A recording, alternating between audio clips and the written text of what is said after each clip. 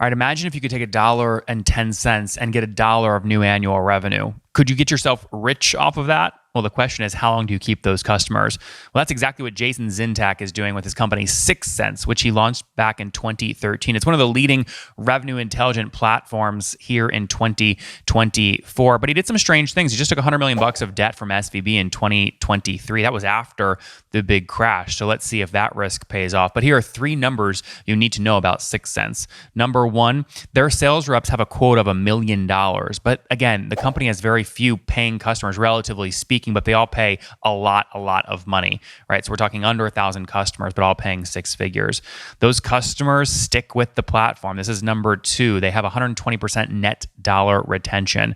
And lastly, again, they have very healthy unit economics with $1.10 to get a new dollar of revenue, meaning they get paid back in about 13 or 14 months. You can build a real business on that. The question is all the artificial intelligence words they've put up on their website real or fake technology? Obviously, AI is a buzzword today, so the question is, can Jason Zintak and 6sense truly lead the way in revenue intelligence with their AI on their quest to break $200 million of revenue? Watch the full interview here to get a sense of how Jason's thinking. Hey folks, if we haven't met yet, my name is Nathan Latka.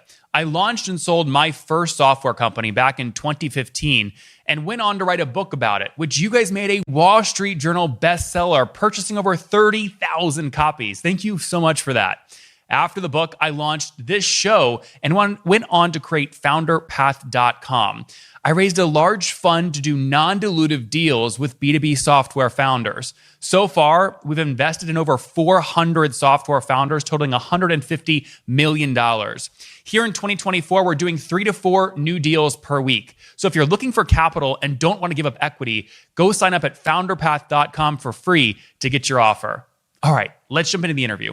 Hello, everyone. My guest today is Jason Zintak. He's the CEO of a company called 6sense, which is transforming marketing and sales through artificial intelligence. All right, Jason, you ready to take us to the top? Yeah, let's do it. All right. So before this, were you founder at Platfora or just CEO later on? I was hired in as CEO. Okay, with an equity round or something, you an EIR somewhere? Correct. Yeah. Okay, and that was acquired by Workday in 2016, right? That's right. And then you also were CRO at Responsys. Correct. Okay, cool. Marketing company. Mm-hmm. Yeah. Good. Hopefully you got a little bit, hopefully you're on the cap table there in a meaningful way, right? A small exit. Yep. And then we lived inside Oracle Marketing Cloud for a couple of years. Yeah. So, well, give me some context on you personally here first. I mean, did you get, fuck you money in those kinds of deals, or was it really, you were still hungry, you really want to go out and build 6sense and do your own thing again? Well, I wouldn't call it that money. I mean, everything's a good capital event and the world keeps going forward, but I have a ton of entrepreneur hunger and actually saw the combination of Responsys, the email marketing company, Oracle Marketing Cloud, and then the big data aspect of Platfora. This is the combination of really those last 3 experiences. Yeah. So explain, maybe tell the story of a customer that's giving you permission to tell their story, how they're using you today.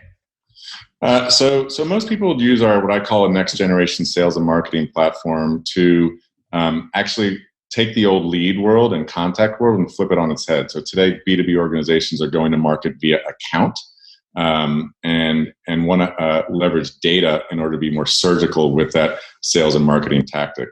So, I mean, there are 7.5 billion people in the world. We send today 270 billion emails daily. To a population of that 7.5 around 3.5 billion use email. And so the waste and clutter is way too much. Our platform today allows you to de-anonymize B2B buyers as they're looking and doing their research. They no longer contact sales rep of old marketing department. They're looking to understand their purchase. And we help de-anonymize that. And through that insight, we then have graphed 5.5 million companies that allows us to engage more purposely with a tactic, i.e. an email, a display ad, a BDR sales reach out based on that insight. Just to be clear, when you said we send 270 billion emails per day, that is not 6sense. That is as a world. That is the world. Absolutely. I was going to say, Pete, you're going to have people coming after you just going, this is the guy that's responsible for my inbox 7,000. No, through our data, as I said, we're trying to be more, strike attack like a sniper. So we're trying to reduce the email sends, the global email sends, and make it more appropriate. So it's in this world of engagement economy with the people at the accounts, it needs to be more spot on and purposeful to their. So are you are people basically uploading their current best customer list to you and you're generating a lookalike audience and then going after them with precision? Or are you giving like not PII, but identifying information to like IP addresses browsing your customer's website so they actually know who the browser is? It's a little bit of both. So we would take a company's first party data, their CRM system, outbound, their contacts, known users or known clients and prospects, and their marketing automation, and then marry that with behavioral web data. And that's part of our AI and ML that basically looks through that. We've mapped 5.5 million companies worldwide, which is probably 80 to 85% of what the B2B org needs.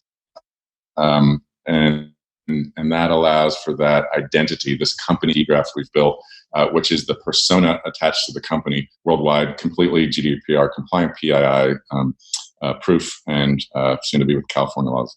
That's great. Okay, so give me a general sense. I'm sure you have a massive kind of deviation between kind of account sizes, but just because we don't have time to do all of them, what's the average customer paying per month, would you say, for your technology? Around 150K. Okay, per month?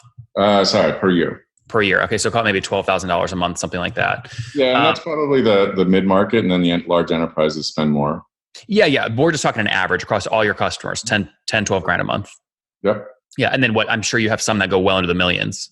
Correct. Yeah. Put this on a timeline for me. When did you launch? The company's about 5 years old. I came in 2 years ago, and in the last 3 years, we've tripled our bookings, revenue bookings year over year. Mm-hmm. And the company's gone from about 45 employees to 150.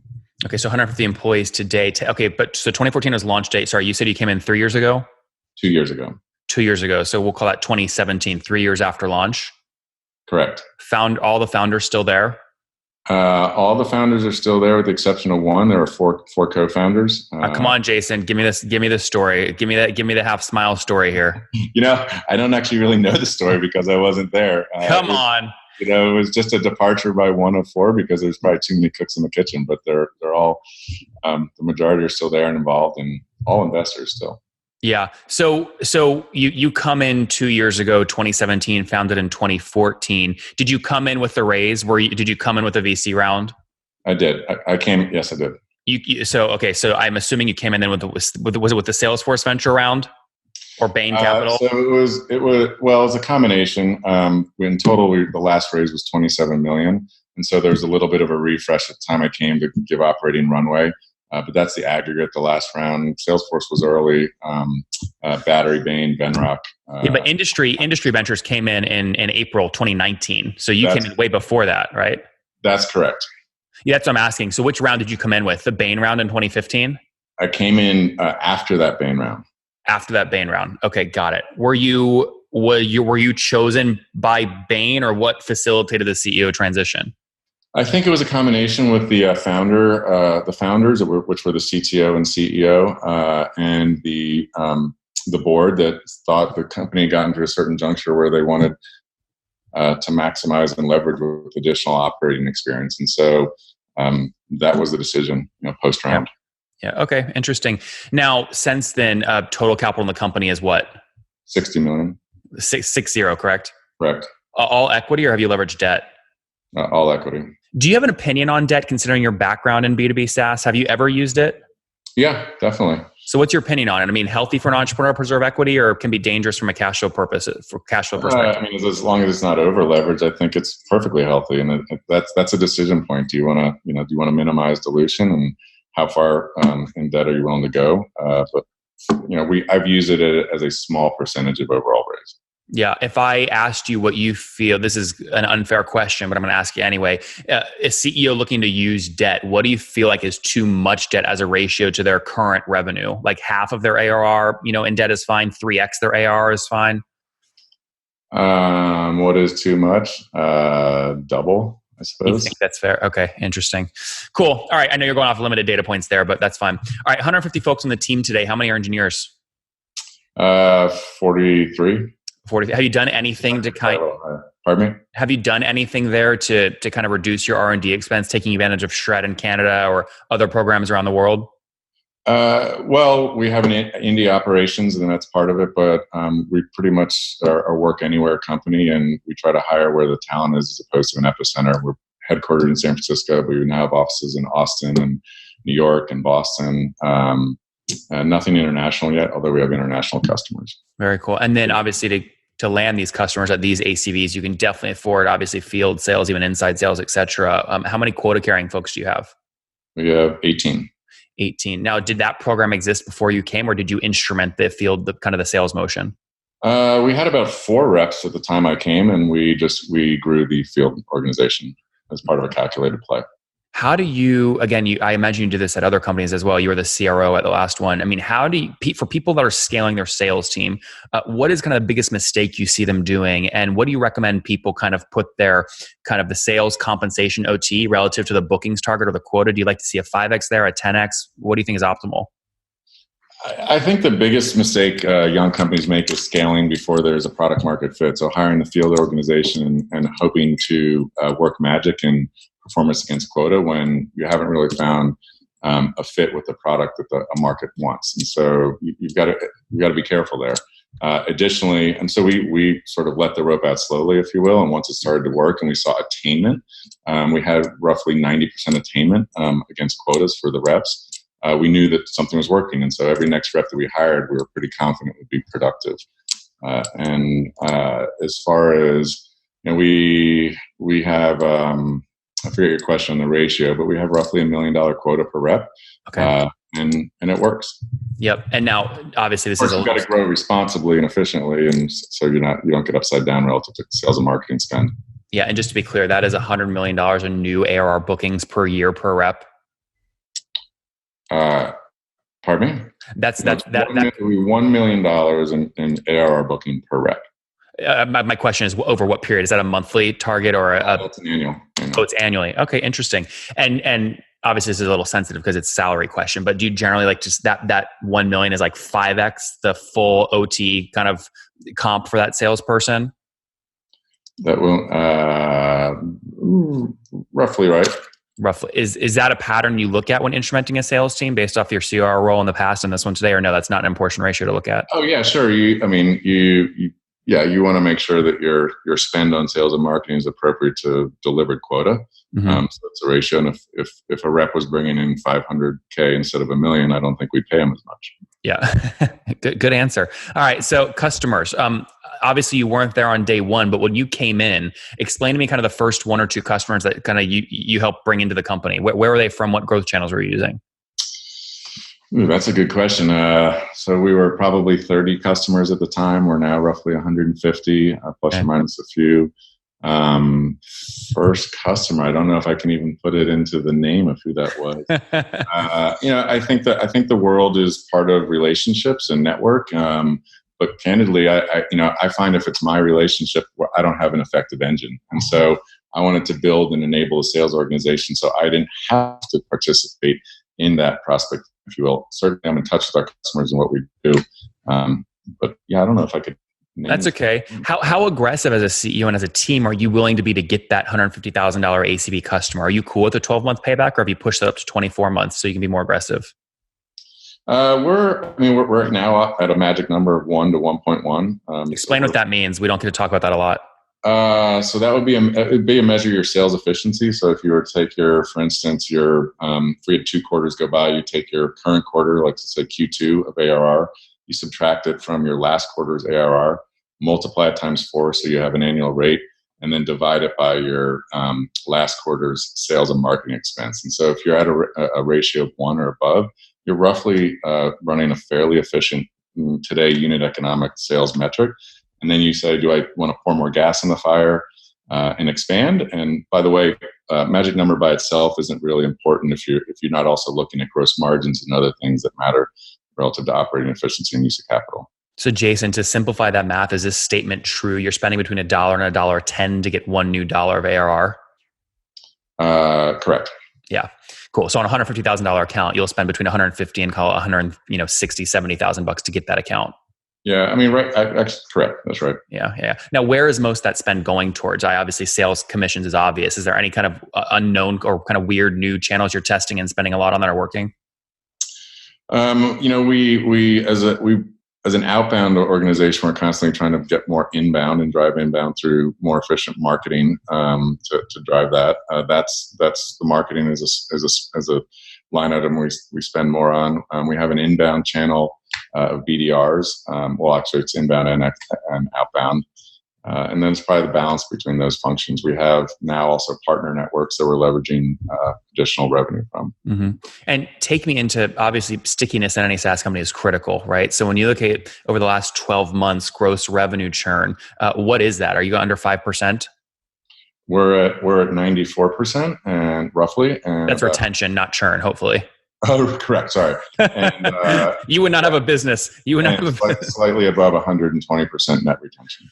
Got it. So that would mean if you're churning 6%, that means you have about 26% expansion on the cohorts to get 120% net. That's right. That would so that's actually, in my opinion, based off we've done thousands of these interviews, right? I would say like world class at your ACV range is more like 130, 140%. What do you need to do to get your expansion up higher above 26% year over year? I think it's a combination of things, but it's world-class product. So we continue to evolve the product to the sort of customer needs for the efficiency, and the more use, the more workflow that we're able to enable in the daily seller and marketer, and have that cross collaboration, the stickier the product gets, which then in turn drives net retention. We're releasing new products every month. And so that additional feature that completes the product roadmap allows for the retention. When you look at your different pricing axes, obviously number of seats is one, feature-based upselling is another, and then some data or utility-based upsell is one. Some people call it use bases. What is your usage metric? Is it number of records attained, or what is it? Well, we have all those three that you mentioned. So we have database size, we have number of users on the platform, we have our AI and ML models built, so you can have different product categories that you're focused on, which also be incremental revenue. When you say database size, literally measured by number of records, or is it literally a storage number? Number of records. Okay, interesting. So that pricing axis is based off number of records. Yeah. Interesting. Okay, very good. And then I assume obviously you're burning to drive growth, right? Are you comfortable with $1 million a month in burn? I am comfortable. How far will you push that up? Obviously, relative to the last raise you did, do you tend to raise for 18 months of run rate, 24, 36 months? Where do you put it? I tend to do it for 18 months. And, we're constantly trying to bring burn down, and I'm comfortable sort of in measure of growth against efficiency. Yeah. So last round was 27 million. If you're covering 18 months of burn, I mean, you code basically for saying you're cool with a 1 to 1.5 million kind of burn per month as you try and scale. Yeah, I $1 million would be my objective, or lower. Yeah, that's your I can sleep good at night number. Yeah. Very cool. All right, good. And then we can do the math, right? You mentioned 150 customers. You mentioned earlier about $150,000 ACV. It puts you about 1.8 million per month in MRR. Is that about right? I'm not going to confirm that, but okay. Well, I'm only taking numbers you already gave me. So you said 150 customers and $150,000 ARPU. If one of those numbers is not accurate, we should fix it. Yeah. So are you trying to get at our annual ARR? Sure. We're in the range between 20 and 50. When do you think you break 50? Can you hit it next year comfortably, or it's a stretch goal? Yeah, we can hit it comfortably. Okay, interesting. Very cool. Let's wrap up here with the famous 5, Jason. Number 1, what's your favorite business book? Favorite business book probably would be from Andreessen Horowitz, The Hard Thing About Hard Things. Number 2, is there a CEO you're following or studying? All the big SaaS CEOs. No, come on, don't be lazy. Pick one. Well, I actually, with Benioff and Salesforce as an investor, we model a lot of practices around their early growth success. Yeah. Let's say you're on the minimum side of the range you just gave me, 20 million in ARR. If Benioff comes and offers you 10x that, right, 200 million, do you sell?